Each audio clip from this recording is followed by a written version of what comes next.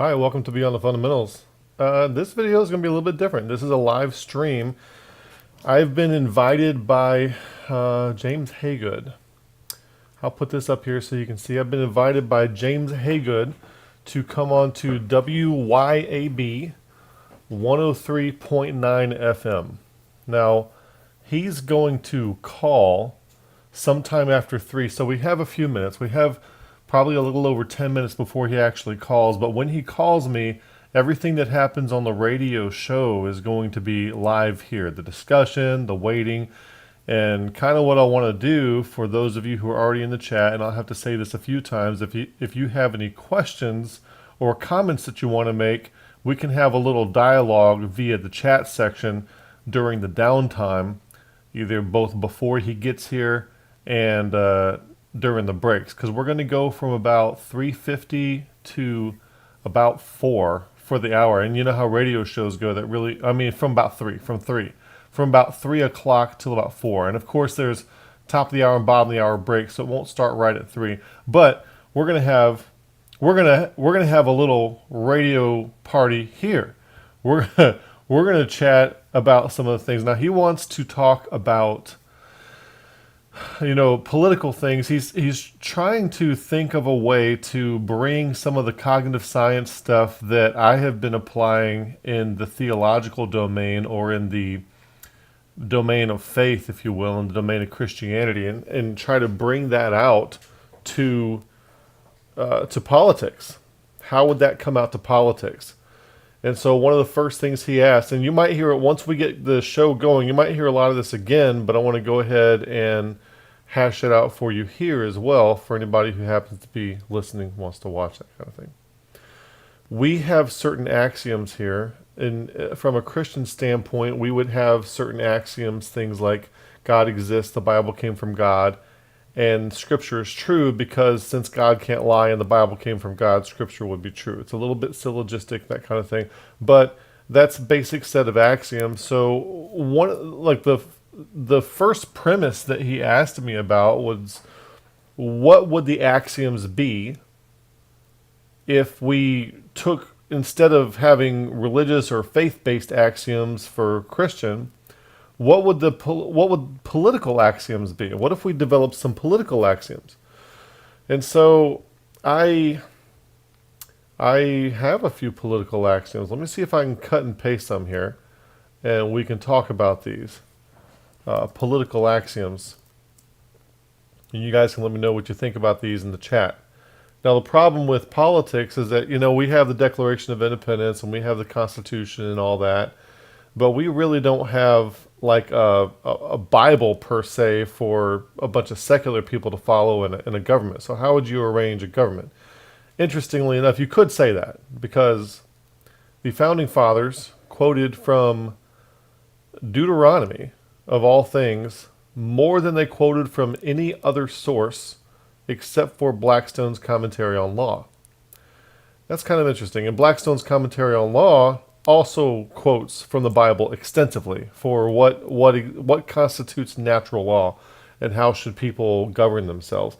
And so what they came up with when the Founding Fathers were looking at the United States, they noticed that in Israel, they had a 3-part government. They had what you might call a prophet, priest, and king. You had you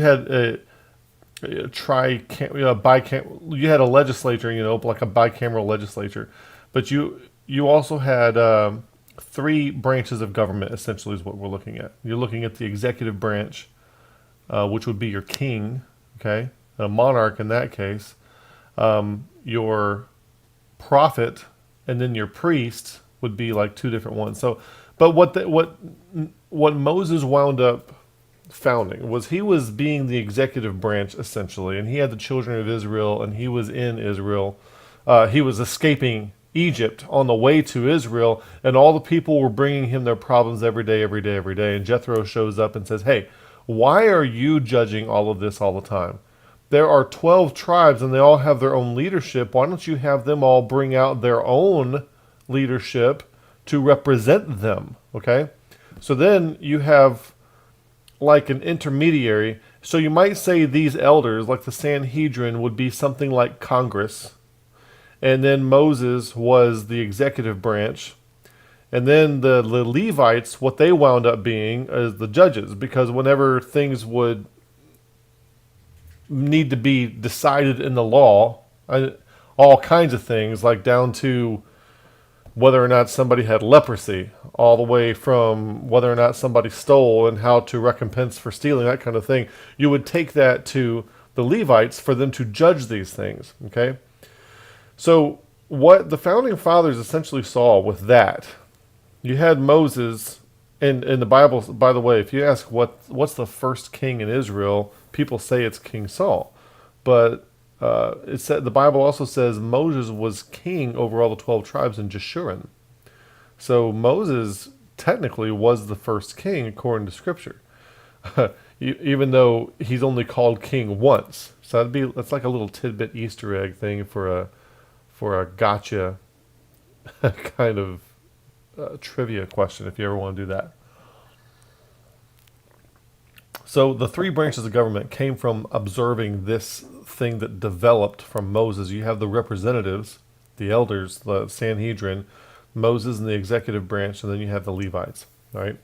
And so basically our way of government in the United States came from that. Now what I want to do is make sure that we are live like I think we are, because it's hard. Sometimes these little things that are supposed to show you how live you are do not work. But it appears that we are live, which is good. So for those of you just joining us, we're waiting for a phone call from James Haygood from WYAB 103.9 FM, where we're going to discuss some things about politics. And he wants to discuss, starting off with some of the political axioms that I think would need to be held, from which sense-making could be made if you were to build a structure from the ground up. And some of the bare minimum axioms that I have been looking at or thought about for a while are simple. It's like this: order is better than non-order. And coming along, next thing is collective intelligence is better than centralized intelligence. If there's a way to get the intelligence of all the people cooperating in on the cooperating in on the sense making, you are much more likely to generate insights that are very helpful. So if you are, for example, if you are a government agency and there is a pandemic out there, instead of dictating from the Capitol exactly how to treat that disease, you might want to enlist the help of all the doctors in the country. Don't you think that they have some expertise that maybe they can help with? You might want to enlist the help of all the doctors in the country for them to also help figure out how to treat a novel pandemic. And then maybe you can actually come up with something good. So when something goes centralized like it's going, it kind of tells you, it's either malice or incompetence. And that old axiom of always presume incompetence unless there's a reason to assume malice. Well, when something is going centralized, when that is obviously not the best way to handle something, it's either malice or incompetence. Is what's behind that. All right. And then we have technology is not values agnostic. And these are some of the things that may come up in the radio show when James calls. What do I mean technology is not values agnostic? Technology changes the way we do things. It changes your lifestyle. You might be thinking something, you don't really think about what all goes into it. But if you look at the research of people like Wednesday Martin, they posit that the invention of the plow and going to an agrarian society changed things from a matriarchal society and feminine deities to a patriarchal society with masculine deities. And then you also were able to create a grain surplus, so you were able to have more kids and have more people, and you were to store, caloric storage for the future. So, and then also because of all this, you were able to, because you were farming all this land, you were able to leave an inheritance, and then the inheritance was attached to the son. These kinds of things all developed, you wouldn't think of all this entire system, and then the tax code is all built around that. You wouldn't think an entire system would be built just because of the invention of a plow. Somebody, what they're trying to do, they're just trying to plant something, just trying to plant some food, and then I just got a text from my wife. And then once they develop a good way to do it, it really changes everything about the way they live. Now, we live in a society right now where we're surrounded by technology more and more and more and more and more. And one way people have worded this, anything from the atom bomb to the internet, used to, when you would get mad at your spouse, you might have a screaming fit on your front porch and the neighbors would hear it. Well, now you can blast people, and thousands of people on social media can see it, and then it can go viral and everybody can see that. And if you want to say something that is vitriolic politically, you can have something go viral, and you have ways to attract the whim of the people without the will of the people. So we have the power of gods, if you will, compared to how mankind used to operate, but we do not have the wisdom, love, and compassion of gods to go along with it. And as some people have described this, it's kind of like the technology is allowing the impact of our choices to be ever increasing. And as Daniel Schmackenberger describes it, it's like running increasingly fast through the woods while you are also becoming increasingly blind. And it might remind you of that in Star Wars, where they had the speeder chase and they're in the trees and they're going really fast and they can't see where they're going, and they wind up hitting trees and blowing up everywhere. That's exactly what's going to happen. So society, the more we don't have the wisdom of gods, but we're getting the power of, gods, and I'm using little g gods. And so we have more of a capacity to destroy ourselves. Some people think that man is like an apex predator, but we're way beyond an apex predator. We can actually shape environments, and there's no way an orca is going to kill 20,000 tuna or 20,000 dolphin in one day, but we have devised ways to do things like that. So we're way beyond apex predator when humans act together as a collective and use our technology. So we have to be careful about how we implement our technology, what we do with it, what we say with it, because it is not values agnostic. It will change the way you live, and it will change the kind of choices that you have available to you, and you may not be wise enough to make those choices. So you got to be very careful about those kinds of things. The next thing is sovereignty and capacity of individuals is essential. Now, I talked about this last time I came on the radio show. Let's see what time it is, see when he's going to call. He could be calling any minute. He said a couple minutes after 3. And let me see. Yep. Couple minutes. Let's see here. Call you a little after 3 p.m. Okay, so he should be calling any minute now. But the sovereignty and capacity of individuals is essential. If you think back to, like, our society in the West is basically a Greek society. And if you could somehow capture what was forged, Aristotle teaching people how to talk to one another, Socrates teaching people how to talk to one another, Plato inspiring people to ascend and improve and come out of the cave and see for real, be connected and see what the real life is. And then Aristotle teaching us how to think about facts and laying down the framework on which later modern science was based in the inductive method and so forth. And then Stoicism teaching us to regulate our emotions and not be limbically hijacked. So there's a few qualities like that. If what you would need in a society is for basically everybody to have the capacity, some of those, basically those 4 capacities right there. Everybody needs to have those capacities. And it's kind of difficult to impose those onto people who don't want them, and especially when you're surrounded by options whereby you can avoid self-development and still be comfortable and not know how meaningless your life is becoming. Everybody should get a copy of that book, by Viktor Frankl, Man's Search for Meaning, and take that very seriously.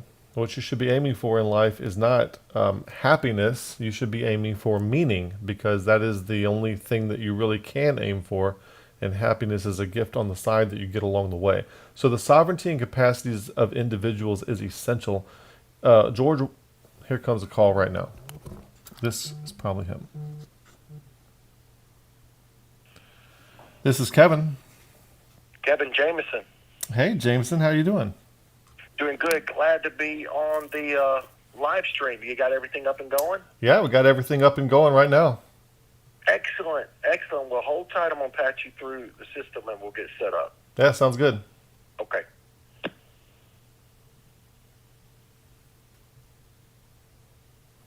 All right, so he's going to patch us through. So you're going to be able to hear everything. And y'all in the chat, let me know if you can hear when he was on the phone.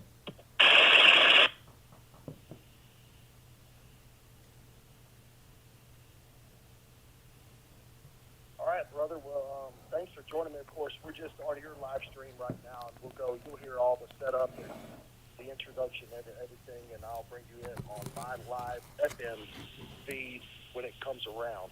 Yeah, you just got real quiet. How about that right there?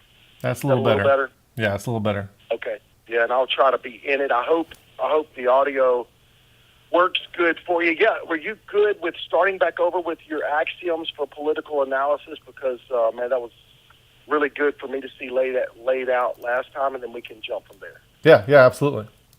Yeah, what have you got going so far on your end? Oh, I'm just kind of basically talking about that. Just got the live stream going. Got a few people in the chat here. They got people saying they can hear you. And I'm just kind of talking about a few different political concepts. Yeah, great. Well, I think this is I know this is going to transfer over really well, because that's really how I've been following you all through this, new way, the Ephesians 4 model that you're following, and all of the cognitive science stuff has made such a difference in the way I interface with the Bible. But I had to say, that's why I reached out to you. It's also made a huge difference with the way I, live and interact in the realm of cultural and political analysis, which happens to be my day job. But it's these ideas of the 4 kinds of knowing. Yeah. It's amazing how it affects the day job like that, for real. It's helped me in my job for sure. We've seen it lay out, and it's because, and you've been saying this, it is meant, this is how we live and interact in reality anyway, so no wonder it goes to different sectors of our lives. It's supposed to be that way. Absolutely. It has greatly affected my livelihood. Since learning about all this stuff, briefly, I've been able to just about double my salary just from implementing the principles that I've been learning. I've done that with sales already, when you're actually engaging with a prospective account or whatever. So it goes across the board with these issues. Hold tight. You're going to hear me come to you, okay? All right. Sure.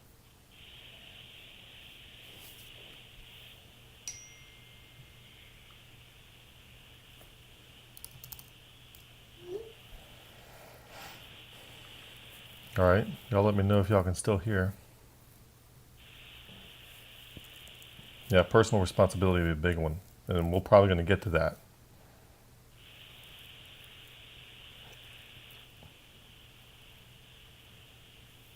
Because of one of the things he wants to talk about.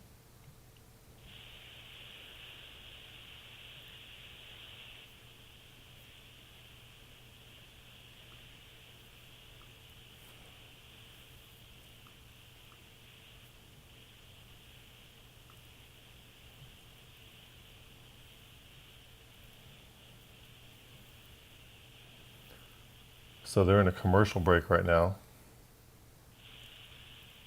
And then when it comes back up, that's when we'll start. And I hate to have the dead air on here, but gotta wait to see if I can hear him.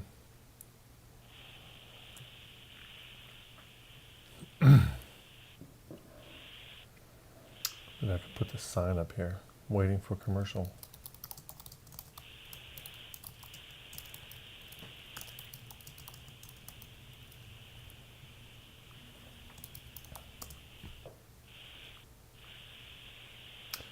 But I would be interested to hear. Yeah, you found the right place. Now pick a side and defend your position, because remaining neutral is simply not a viable option. It's Middle Mississippi's Watchman on the Wall. Jameson Haygood here in the second hour with Mr. Kevin Thompson from Beyond the Fundamentals starts right now. Sir, thank you once again for joining me on the FM airwaves. Thanks, Jameson, for having me. It's great to be here again. You bet. And at the same time, you have your own live stream going with a great audience that you have there, subscribers, on Beyond the Fundamentals, your YouTube channel. Is that right? Yep, we're on Beyond the Fundamentals. We're live right now, and they can hear you, and we're going. Excellent. You know, I love throwing things out. You're not a guy that you have to plan for anyway. You've never asked me for a bunch of lists of material or anything like that. I've seen other guests. You kind of like that, but I'm interested just to think, it just popped into my head. What do you think about my personal introduction? Because I'm starting to even like to see if you would poke holes in my statements there. Obviously, I'm talking about engaging in politics and culture. As I say, pick a side and defend your position, because remaining neutral is not a viable option. It's funny, first time having you on to hear that, I kind of thought, maybe I need to, poke holes in that too. Run with that. Yeah, well, it sounds a little bit rivalrous. I mean, one of the reasons people believe things is because they pick a side and they're tribal. Studies have shown that a person who is a member of an in-group will, for no good reason, desire to punish people of an out-group. And when we say things like, pick a side and defend, you get this idea that other human beings are your enemy. And really, other human beings are not our enemy. We need to interact and chat. We need to talk with them. We need to have a dialogue with other human beings so that we can form the collective intelligence that we're going to need in order to solve the problems that we're facing. Yeah, I've noticed that, and that's really why I asked you about that at the very beginning, because I know in my study of rivalrous dynamics and dialogues in particular, which is one of the reasons why, I'm kind of the guy that commented on your stuff. I've even sent you emails, and I was serious about, I would contribute. I was going to start the fund to have you debate some people, and systematic theology, and you've done well at that, but I love your response every single time. You're like, to be honest, very few people benefit from entering the arena of a rivalrous dynamic. I would rather see if we couldn't set aside and do some type of conversation format, and that works for you a lot better. I do see your point on all that. Right. These long form conversations that we've been seeing in the intellectual dark web, as Eric Weinstein coined the term, where you have people who can sit and have a long form conversation and disagree but not yell and scream at each other and develop some kind of synthesis. That's really a good thing. I mean, even, I've always been a Republican, but when you hear somebody like Tulsi Gabbard come out, who voted, she's a Democrat and she was running for president, senator in Hawaii. I can't help but empathize with her when she's able to sit down and have a conversation with Ben Shapiro and get along with him enough to have a conversation, and that what she wants to bring to the table is this kind of dialogue where you can sit and have a conversation, and it's not a team sport, but you're really trying to solve problems in a way that doesn't harm the things that other people care about. And even though I may disagree with her policies, and I do, I really love that approach, and I would like more people to take that kind of approach. I might even be willing to vote for somebody from the opposite party if I thought they could really pull that off. But I think at the end of the day, because she was like that, you notice she didn't make it very far, even though that's a shame. I kind of wish she would have. You're exactly right. Now, I saw those same things in her. And by the way, many people that would maybe call themselves Constitution. And by the way, I do want to get to at some point kind of name it. The way that you would rather be associated with a process of thought versus another label. Yep. I want to work into that, applying that to how we call ourselves things in politics and culture as well in just a minute. But before I get there, I would say a lot of people that would identify, just say, as constitutional supporting citizens, okay? Yep. They like those same things about Tulsi Gabbard. I mean, for instance, neither the Republican or the Democrat establishment would ever question the military-industrial complex. Yeah. And, you know, some of the overreaches that we've seen with NATO, some of the overreaches we've seen with these big, massive globalist organizations, she was outright, openly stating these things. No wonder the establishment had to take her down. But just her willingness to be that type of divergent thinker does make her attractive, and it also shows why she's such an outlier. So yeah, somebody who can think outside the party line, outside the gated institutional narrative. I mean, she strikes me as an earnest person who is actually trying to solve problems. And this might sound like a big commercial for her, but I'm just trying to use an example of somebody who is trying to act in a non-rivalrous way, which is exactly what we need. I'm tracking with you, and everybody else is too. And I also heard you with Thetford say that. I guess that was yesterday. Is that right? Yeah. Do I have that guy's name right? All the stuff you've been doing with him that one time was great too. So let me get back to that then. The reason why, and I'm seriously right now, I don't mind being open. I mean, we don't follow any. I threw out the radio handbook. I never went to school for journalism. You know, the show's been blessed, but I was just a sales guy that they messed up and let fill in for somebody. And then I guess somebody thought crazy enough to give me in my own spot when somebody left. I mean, that's it. Yeah. So I don't have any formal training. So we take the radio-approved standard journal. You know, like to say the systematic theology of radio and journalism? What is that? Well, I'm saying like you talk about Grudem's systematic theology. Oh, yeah.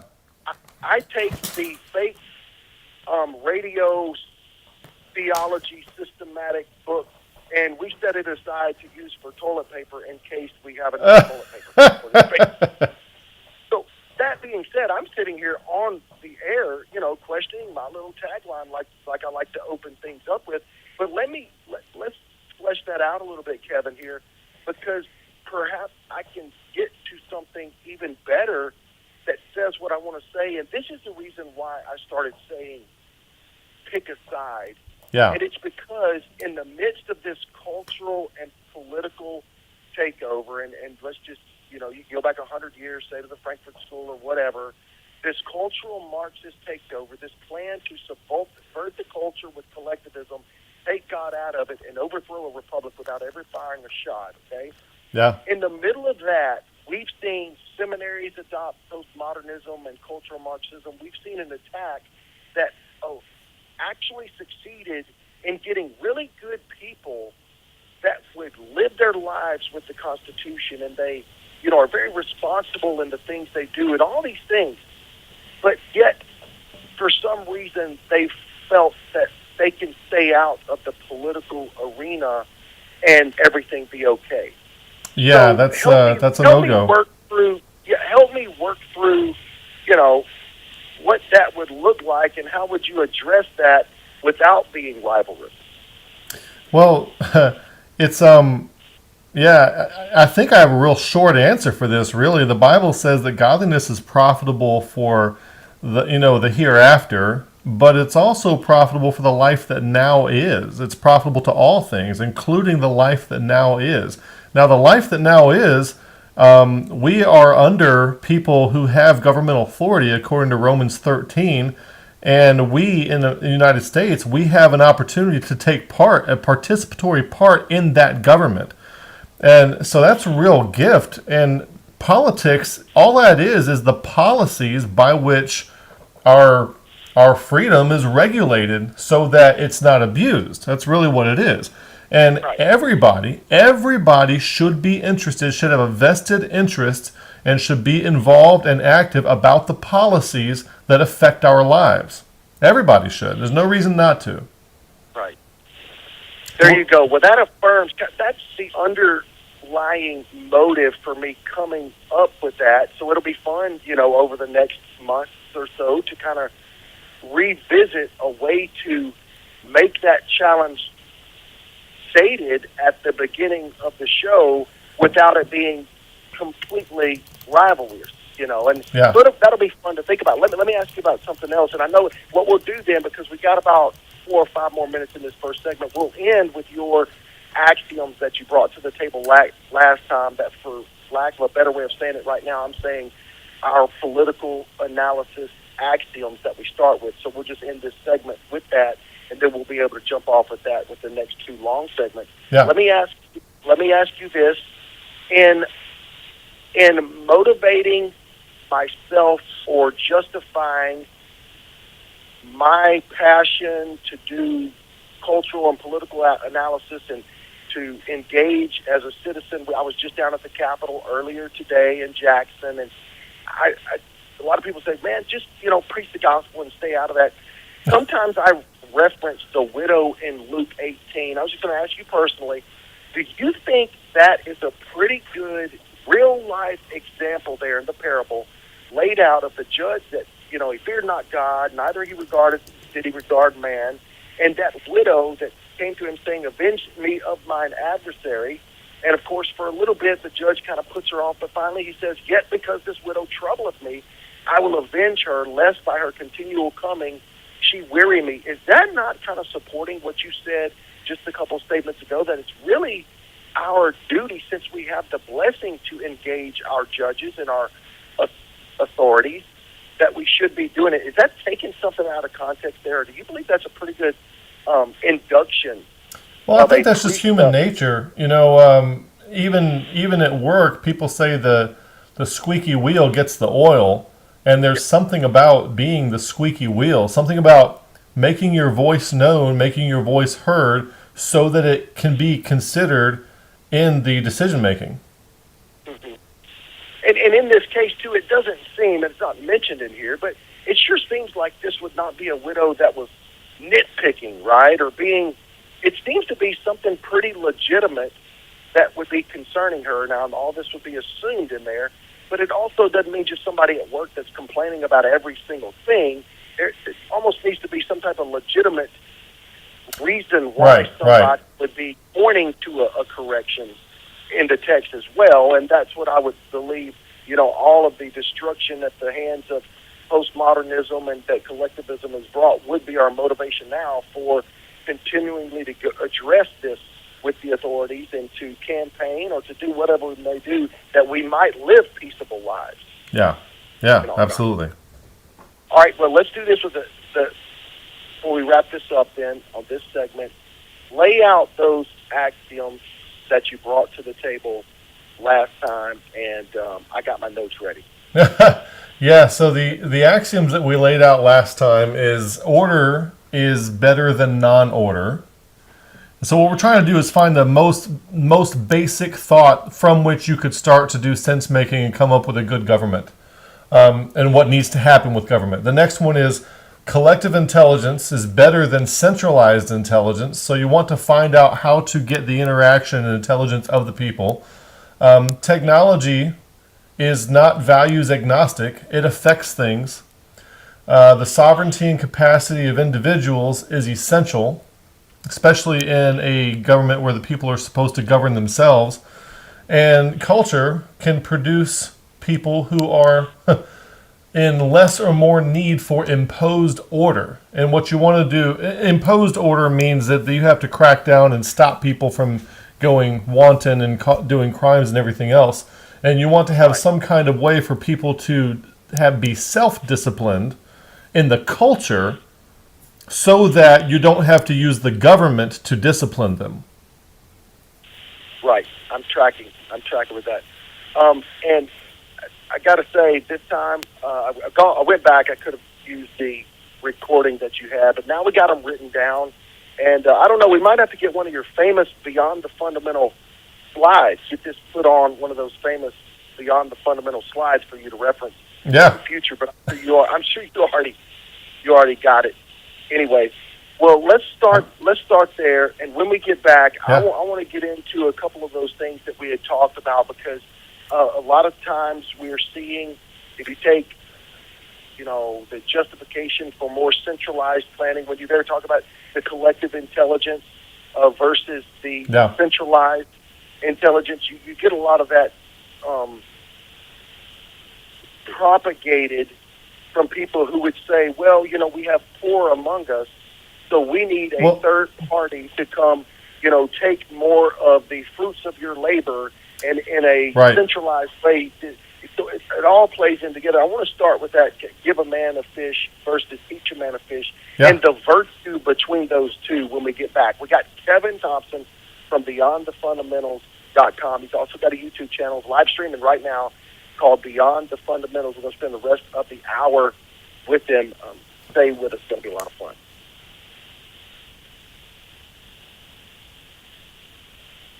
All right, so I guess we're in a commercial break. And as we're in a commercial break, I see that Derek said in the chat, I bet Kevin largely agrees with me in politics. That's interesting. I would bet that my positions, what I'm trying to do is conduct first principles thinking. And what I would suspect Derek has going on here is he probably has a bunch of positions on a bunch of issues, like he's against abortion and he's against maybe minimum wage, standard conservative party line type stuff.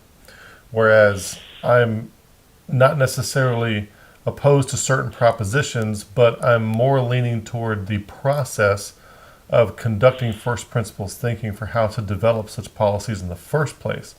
And I'm a big believer in going back to the drawing board, specifically to the situation in which people find themselves. And I would suspect that Derek's position is a lot more shallow, a lot more simulated thinking than that, a lot more formulaic party line type thing rather than actual trying to think things through. Hannah said, yeah, you keep pick a side, but everyone has to realize there's more than two sides. And that's another issue too. People treat things like there's just two sides. People need to hear this side and the opposing side of the view. Well, there's oftentimes much more nuanced positions. There's much more than just two sides.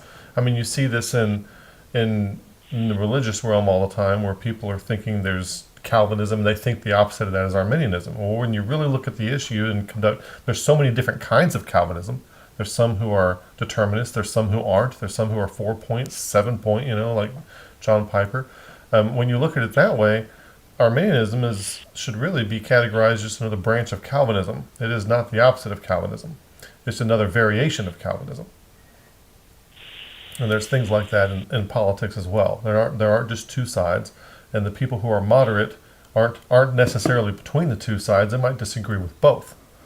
And you don't hear a lot of people talking that way. Hey, on the Kevin. news. Yeah. Yeah, we got another couple minutes, and I'll add something to that. Not even in necessary defense, but just saying pick a side in this case really doesn't automatically say that there's only two sides. I think my issue, and I'm working through this, and I've been having an issue with it for a while, but I think my concern, and what I'm trying to boil down to, is to try to stop the apathy of those who are not engaging at all. Yeah, I'm totally with you on that. I was reading some comments from people in the chat. I knew you were. Yeah, and I knew you were, and I wasn't even, I liked the point there that she was making as well. But, like I say, I wonder, that's why I'm rethinking everything with that, because it can be misconstrued as there's only two sides. I'm certainly not talking party line politics, and I know if people would listen to the show every day, they would already know that. Well, that's another skill and a virtue that people need to have, is the ability to rethink things. We have people who are so latched into certain paradigms that they do not have the leeway to rethink things, and they're so emotionally attached. We got a guy in the chat right here, call himself Irresistible Truth, and this guy is so ideologically possessed that he does not have the latitude to rethink anything. He has to stick to a party line, and he will always just be an avatar of that. He will always be an emissary of that paradigm and can never be anything else because he's emotionally attached to it. So when you say something like, I'm rethinking something here, that is exactly the kind of skill that we need to have, is the willingness and the ability to do exactly that. And that's something that is pretty doggone new to me, too. So, hey, let's start right there. I'm gonna welcome you back, and we'll start right there, okay? All right.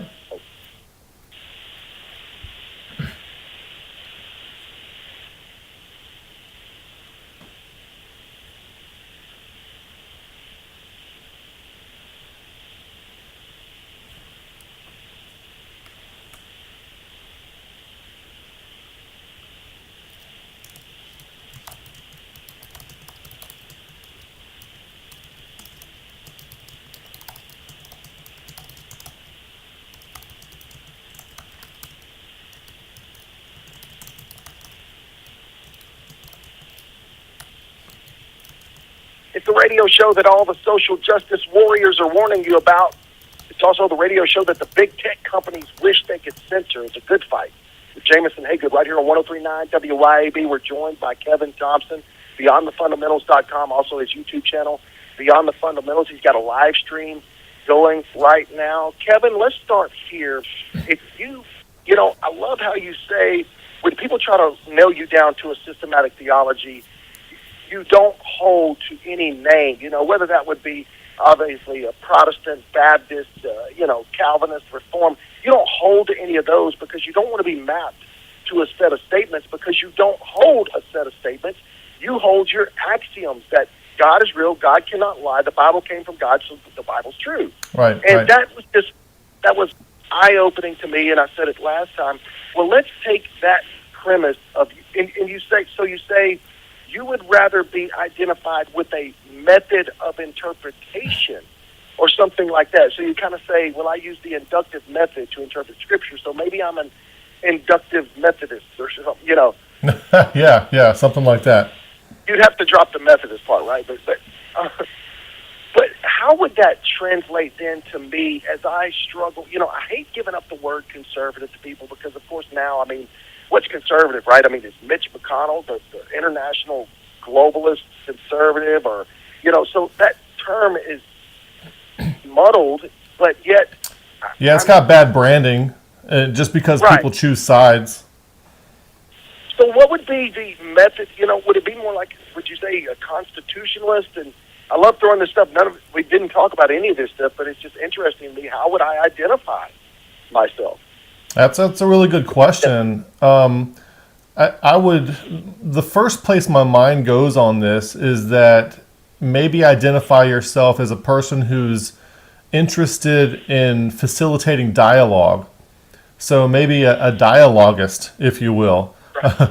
We've got to find some way to get all the ideas out of everybody's heads, because people are, if you can get them to stop being ideologically possessed, they can be pretty smart. And some of the things that divide us sometimes, somebody's trying to do something they care about, but then it harms something somebody else cares about.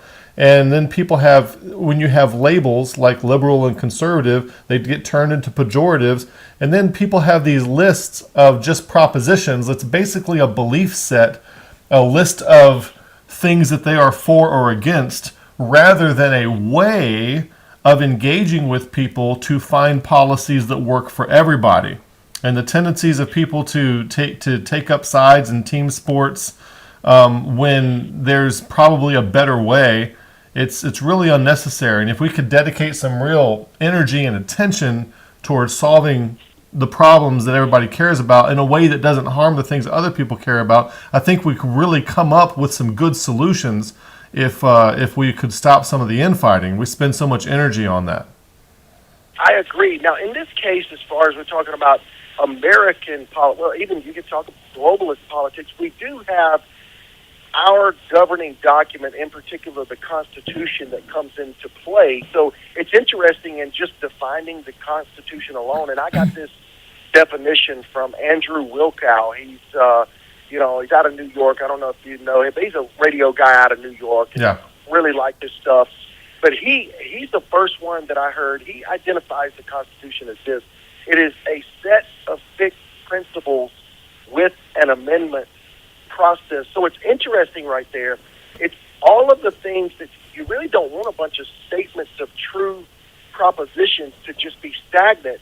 But that's what's so cool about our Constitution, right, is when you add in those kind of this limiting of government based on God-given rights, but it's got that amendment process there that makes it able to be, versatile as a tool to govern, for the people to govern themselves.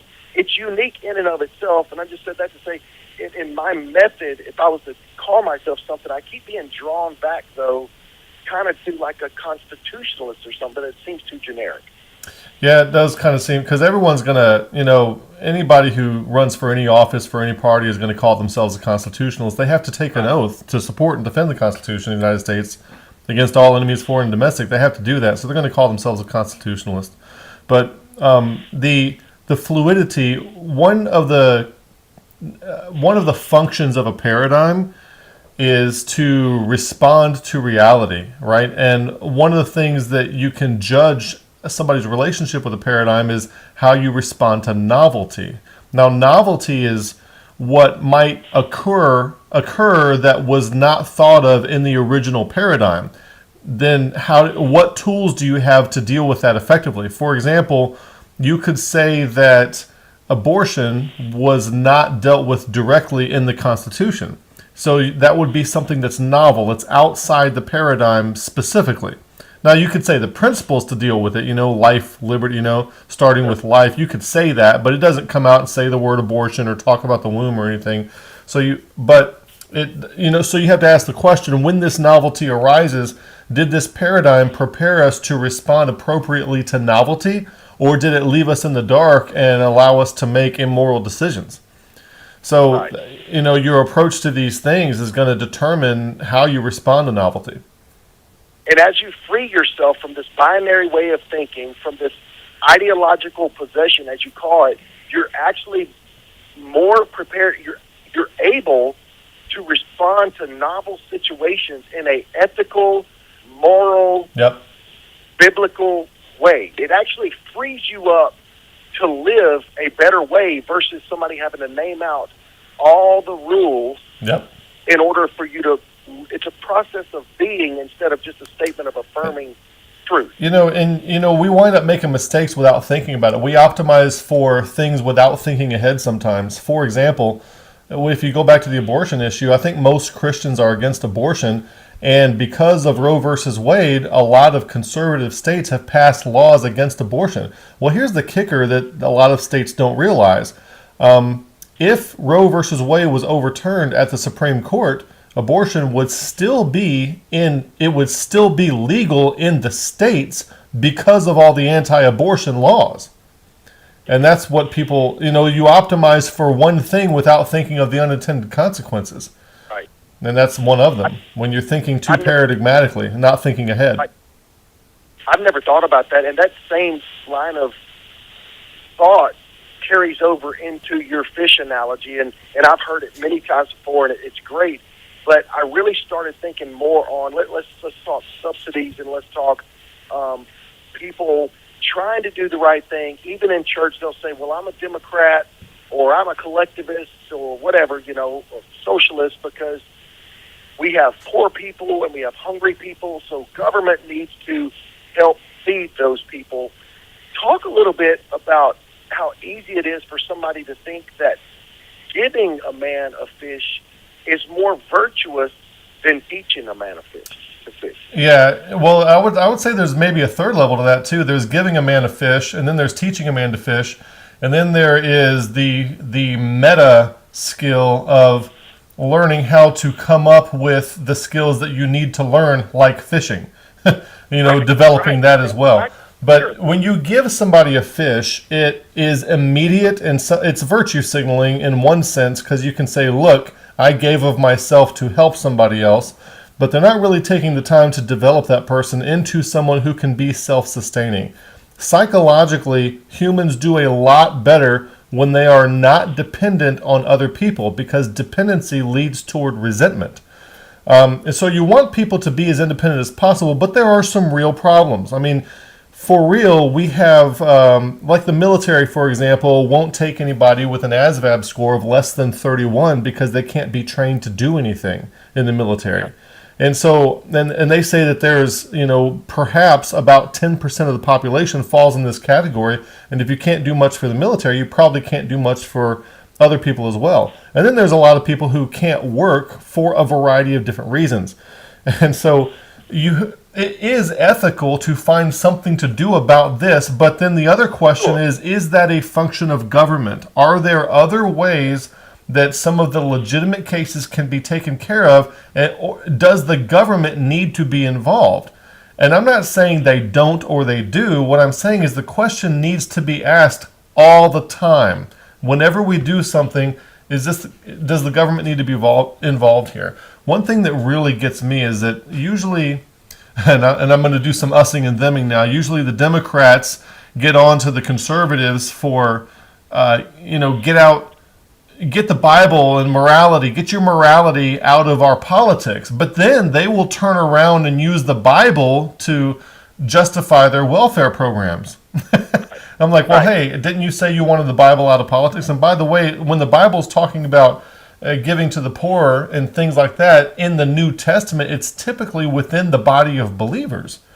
And so it's kind of frightening, in my opinion. It's kind of frightening when government leaders are trying to use the Bible to and push moral codes. I think if we have strong families, we can take care of the people who need to be taken care of. Is there a place for tax money to help those who are truly down and out? Sure. That's probably a function that government can do. But anytime you have something like that, you're going to have some shirkers and some free riders who are going to abuse the system. And what we really need to understand is our relationship to currency and productivity. Every time, currency is supposed to be an abstract representation of productivity. And every time currency changes hands and is in the hands of somebody who does not have any productivity to show for it, it tells everyone else who is productive that your productivity is less valuable. And when you communicate that message that the productivity is less valuable, then you get fewer instances of productivity. It becomes less frequent and you get less productivity. We're seeing that in the economy right now. You get all these stimulus checks going out for COVID. Nobody's showing up to work. People aren't producing anything. So maybe you have a job and maybe you have money, but you can't go out and buy a lot of things right now because people aren't producing them or people aren't shipping them because the value of them has not been shown to be above that of not producing anything. So that's you have to really balance that. Do we want to help people who are sincerely down and out? Yes, we do. But do we want to devalue productivity so that it affects things and causes inflation and really hurts the economy? Is it malice or is it incompetence? It's not exactly clear. We're talking with Kevin Thompson for BeyondTheFundamentals.com, YouTube channel Beyond the Fundamentals. He's one of my favorite thinkers on the planet. Back with more in just a minute. That was quick.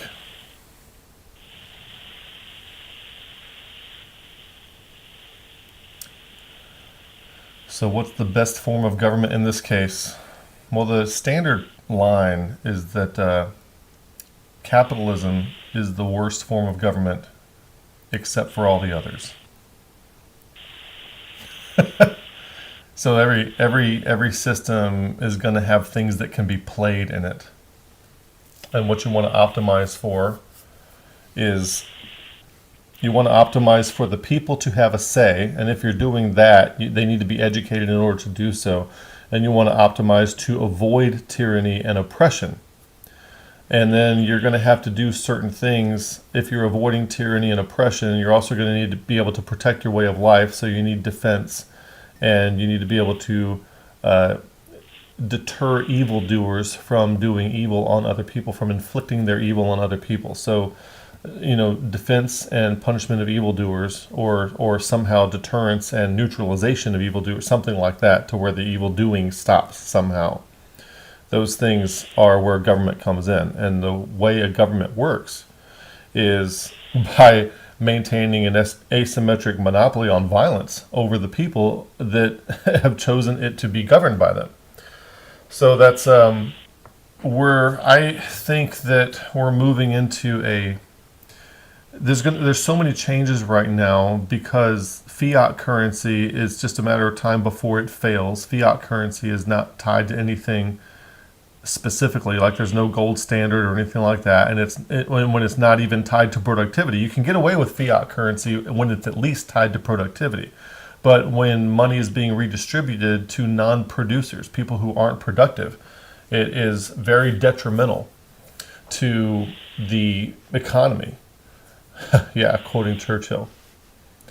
So because fiat currency, people are going to start going to non-regulated currencies like blockchain and Bitcoin, blockchain currencies such as Bitcoin, Ethereum, and then some NFTs. The people are going to start going to these things, and it's going to take governments out of the equation. And then as some of the large corporations, and I'm not saying that like I'm against corporations. I think corporations are the most wonderful thing in the world. I work for a Fortune 4 company, and they make my life quite comfortable because of what I do for them, and they're able to do that, and I'm happy that they are. There's a lot of things in my life that are awesome because of corporations, so I'm not against corporations. But as they get bigger, eventually they're going to start to gain the monetary ability to take away the government's asymmetric monopoly on violence against the people. And what that means is that instead of nation states, you're going to have a corporation-based system of government where they can control, whoever can control. So the lines that we have between countries and countries and states and things, they're largely imaginary. And there's going to come a time when they only function as long as that imaginal thing is shared by everybody. And there's going to come a time when those imaginal things dissipate and they are no longer shared. And what is actually so is what will move forward. So there is probably a lot of changes coming in the next 2 or 3 decades. And one thing I wanted to say, Jameson mentioned the word justification, justify, and the people who want centralized control rather than decentralized intelligence. People who want centralized control, they're always looking for a justification, a reason to justify having centralized control. They're looking for a reason to justify policies that allow them to reshape the landscape of the country and of the people, et cetera, and so forth. And so a crisis, disaster warrants regulation. So they're always looking for some kind of crisis. They're always looking for something bad. So we need to stop racism. We need to stop sexism. We're exercising every single one of our God-given rights right here in A Good Fight with Jameson Haygood on 103.9 WYAB. We're visiting with Kevin Thompson from BeyondTheFundamentals.com. Kevin, man, I'm listening to you during the break and your live stream, and I wish we had all that on the FM airwaves as well. Pick up where you left off there on the justification of centralized planning and control over our day-to-day lives. Yeah, so you mentioned a few minutes ago the word justification, and when you have the people who tend towards centralized control, which tend to be leftists, they're going to be looking for a reason to justify policies that allow them to control things, to reshape the world in a way that they would prefer. And in order to do that, you have to have some kind of crisis. You have to have and they will manufacture the crisis, or they will pump up a crisis. And usually everything in the bandwagon that the left is about is typically a cover story for wanting to control people. So they're not really concerned about, the healthcare, Obamacare and all that. They're not really concerned about people's healthcare. They want to present that as a crisis so that they can justify policies which give them more control. They're not really concerned about CO2 emissions. They want to use that as a crisis to justify policies that give them more control. They're not really concerned about LGBT rights. They're not really concerned about women's rights. They're not really concerned about racism. They want these problems so that they can use them to justify policies which grant them the ability to exercise more control over people.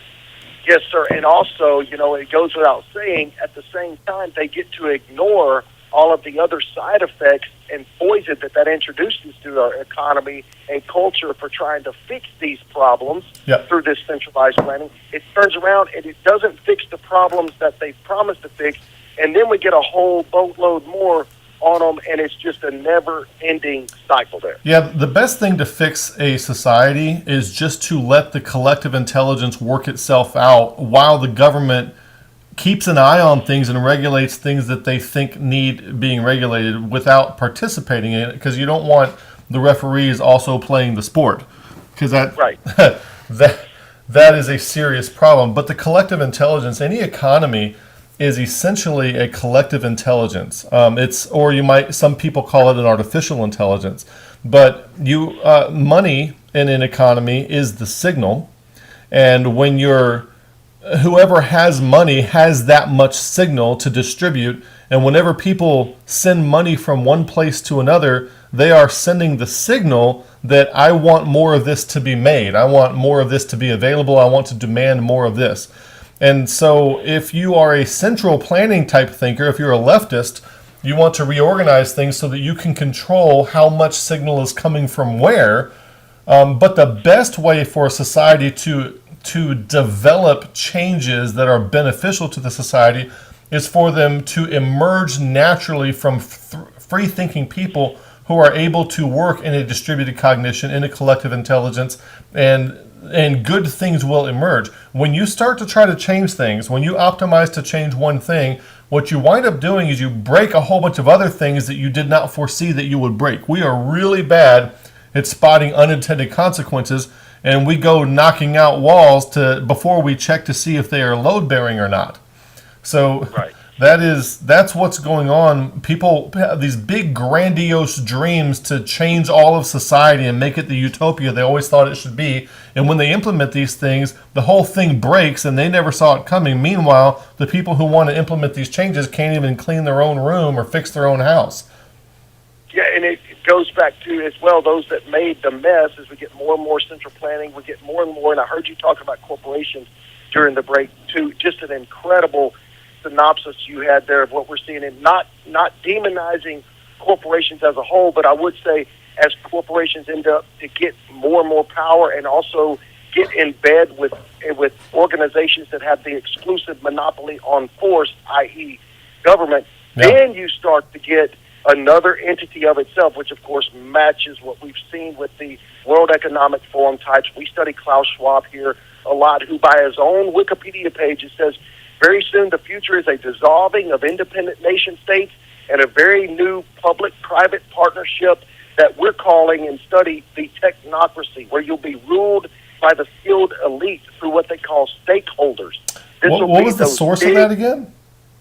That is the World Economic Forum. Have you ever been over there? No. Okay, I can share some of that. Klaus Schwab is the chairman of the World Economic Forum, without scaring all of your people off. That is the heart of what we know as the New World Order, okay? Yeah. The Davos group that meets in Davos, Switzerland. Yeah.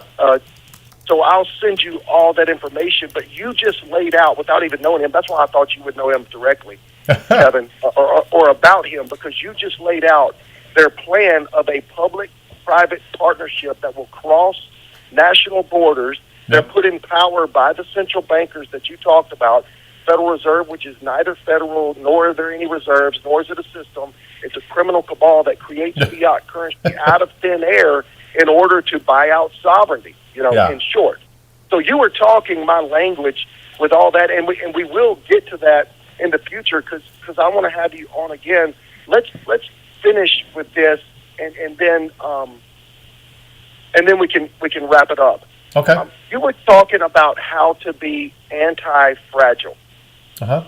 And that is a major achievement for all of us as we start to be able to have conversations with real-world answers, and then also act on what would be the solutions that would end up defending our individual liberty and making sure that the majority of decisions that a centralized authority has over our day-to-day lives, those decisions would be made as close to home as possible. That's the way I word it. Right. And being anti-fragile is a major key to us having these components. We have 2 or 3 minutes, and then I'll still hold you through the break so we can sign off, but 2 or 3 minutes with that.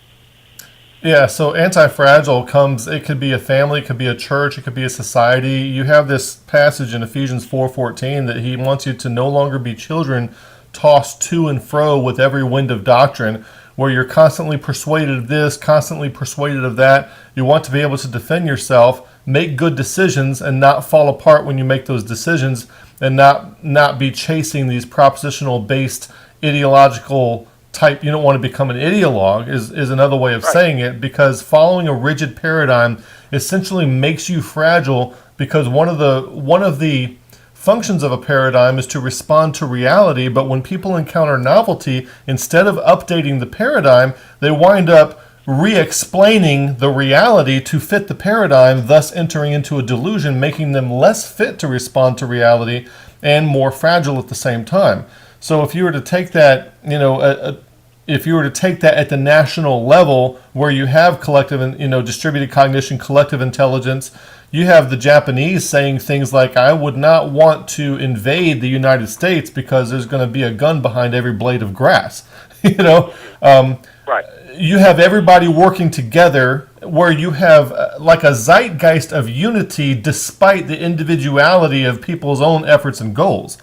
So there are certain things that happen in a complex environment that cannot be planned and cannot be optimized for. And if you look at just what the COVID pandemic has done, we are very fragile and we are very susceptible to very bad decision making. We have a destroyed economy because of bad decision making, because there was no collective intelligence on what should be done. There was centralized intelligence, which is always fragile, and that's why none of the none of the cure actually helped. It actually harmed more than it helped. There's more people who are dying because of anti-COVID measures optimizing for one thing than there would have died from the COVID disease itself if we had kept on with life as normal. So when you optimize for the wrong thing because you can't see ahead, you're fragile and you wind up hurting people. And of course, then it's just a never-ending cycle that ends up progressively getting worse, because the response you make to the bad move next is worse, and it's just a reoccurring cycle of fragility. Yeah, you got 2 billion people suffering from food shortages right now, because the people who didn't work because of the COVID pandemic they're not transporting fertilizer, they're not transporting pesticides, and then in Africa and India, where they need these things very badly and aren't being transferred to them, you have 2 billion people suffering from food shortage. I got to leave it there, Kevin. I got to leave it there. Kevin Thompson, BeyondFundamentals.com. It's been a lot of fun. Final segment when we get back.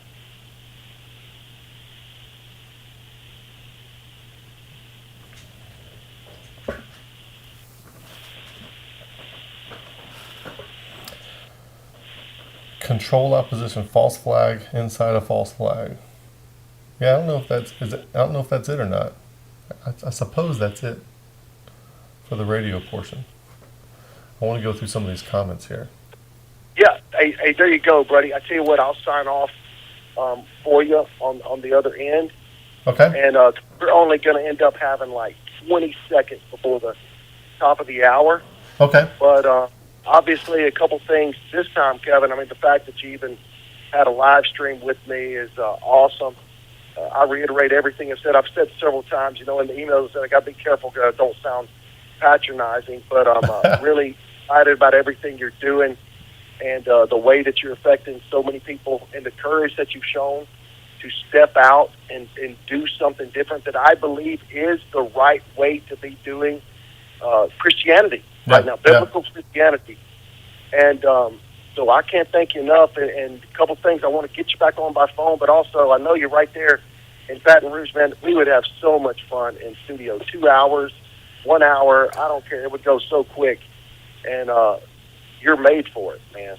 Hey, yeah, I say let's set that up. I'd happily drive up to Jackson and and do that with Okay. you. That'd be a lot of fun. And I could do something to make it worth your while, kind of, a good lunch and send you off on some stuff like that, or you could set up your camera, whatever. Oh, that'd be kind of fun. Yeah, I can bring a laptop and a camera.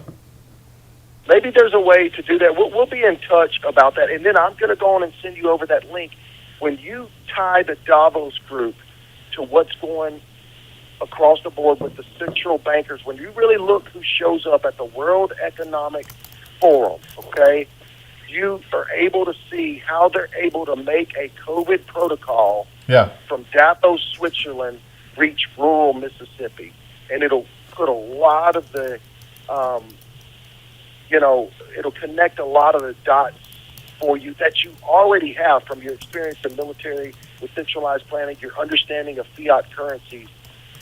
This bunch that meets at the World Economic Forum, the Davos Group, they are major players in bringing all of this together that will one day bring about Revelation 13. Man, we got so much to talk about that plays into that. Yeah, absolutely. They're rebuilding they are building a modern day Tower of Babel. Is their dream. Yeah, and that's obviously what it sounds with transhumanism, and when you think about it, if you take the Bill Gates types, the Ted Turner types, Richard Branson, they are into transhumanism because, see, they bought into evolution. They've denied the eternal life in the Lord Jesus Christ. But inside them, they still have this motivation and drive for eternal life. We all do, right? Yeah. But since they have rejected eternal life in Christ and accepted Darwinian evolution, they all believe, and I know this sounds crazy, but this is in their own writings, they all believe that the next phase of human evolution is to blend with AI, and then that's where they're going to get their eternal life. Well, the basic thing that we can do something to evolve in a direction that we choose is the exact same thing Hitler was about. Maybe the techniques are a little bit different, but it's the same concept. Yes, sir. And by the way, the same spirit, the same bunch of communists like Klaus Schwab. This is the modern day evolution of that Nazi communist take over the world deal. This time they just plan to do it through technocracy, this blending of public-private partnerships. Yeah. So it's a lot to get into, and I know it sounds crazy, but this isn't conspiracy theory stuff. This is out of their own mouths, their own books. So, man, God bless you for everything, man. I can't wait to see what we can do in the future. Yeah, I've had a blast. Thanks so much for having me on. You bet. Thank you. God bless Beyond the Fundamentals. We'll talk soon. All right. Thanks, Jameson. Bye-bye. All right. So that was with Jameson Haygood, and he was at WYAB 103.9 FM, stimulating talk, fighting the good fight with Jameson Haygood. I guess I can turn off that microphone now, which was hooked up to the phone, doing this analog style. What I want to do when it comes to, I'm not going to spend a whole lot more time on this video, but what I want to do when it comes to sense making and politics and things like that, I want to recommend a resource. And now, when I do this, you have to understand, audience, that I do not agree with everything that this is aiming for necessarily, or the things that the people do this aim for. But Daniel Schmackenberger is involved with a project called the Consilience Project, okay? So you might want to Google that, go to the website. They're involved in writing articles. They're in the beta phase right now. And they're involved in anything from writing articles to making short little videos to making comics to try to help people gain the skill so that they can do better sense making, okay? One of the things I want to do on the channel is kind of comb through some of that information and see if we can get a double portion of those skills and use it ourselves without some of their, presuppositions and in different domains, okay? I really want to try that when we get a chance. Let me look at some of these comments over here before we go for the day. We've been going about an hour and 15 minutes, and for those of you joining us late, we were live. We were live with Jameson Haygood from WYAB 103.9 FM out of Jackson, Mississippi. And what we're hoping to do soon is go actually do an in-studio session. And he just said that I could bring my camera and microphones. We could set up and do the radio show and a YouTube video at the same time. So that would be a lot of fun. A low resolution articulation. That's actually funny though. But false flags are all over the place. Fourth industrial resolution. Jones can be pretty new agey.